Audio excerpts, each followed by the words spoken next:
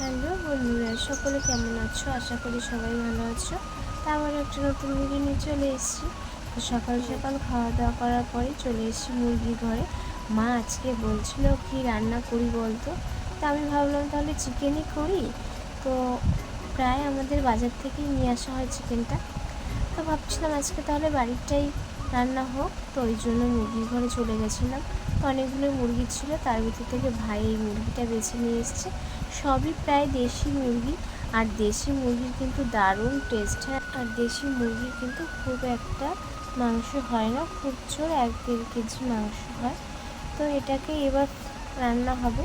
তো তার জন্য গরম জল রেডি করে নিয়েছি, রেডি করে নিয়ে এটাকে ক্লিন করছি। আর বাজারে যাইনি, বাজার থেকে ক্লিন করলে 5 মিনিটে হয়ে যায়, আর সেখানে বাড়িতে 1 ঘন্টা ধরে ক্লিন করতে হচ্ছে। দেখো, তো মা খুব সুন্দর করে মুরগিটাকে ছাড়িয়ে পরিষ্কার করে নিয়েছে। এবার মুরগিটাকে কেটে নেব। তো দেখো, এই মাংসটাকে তো একটু ছোটো ছোটো করে কাটতে হয়, যেহেতু দেশি একটু শক্তই। ঠিক আছে, এটা সেদ্ধ করতে একটু সমস্যা হয়, যেহেতু প্রেশার কুকারে রান্না হবে না, বাড়ির কাঠের জালে রান্না করবো। আর কাঠের জালে রান্না কিন্তু খুব টেস্ট হয় বন্ধুরা, যারা খেয়েছো তারা অবশ্যই জানবে। তো তাড়াতাড়ি করেই দেখো মাংসের মশলা রেডি করে নিয়েছি। পেঁয়াজ কুচি, রসুন বাটা, আদা বাটা, জিরে গোলমরিচ বাটা, তেজপাতা, একটু শুকনো লঙ্কা নিয়ে নিয়েছি। তো মাংসের মশলাটা রেডি হয়ে গেছে। তার ভিতরে একটা তরকারি করে নিয়েছি। যেদিন আমাদের বাড়িতে একটু চিকেন রান্না হবে সেদিন খুব একটা রান্না বান্না হয় না, যাই হোক একটা তরকারি করে নিয়েছি।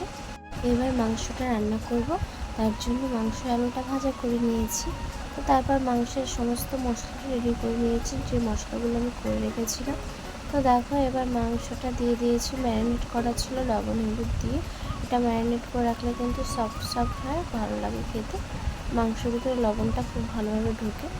তো দেখো, আমাদের রান্নাবান্না প্রায় কমপ্লিট হয়ে গেছে। তো কেমন লাগলো অবশ্যই জানিয়ে, সকলকে টাটা।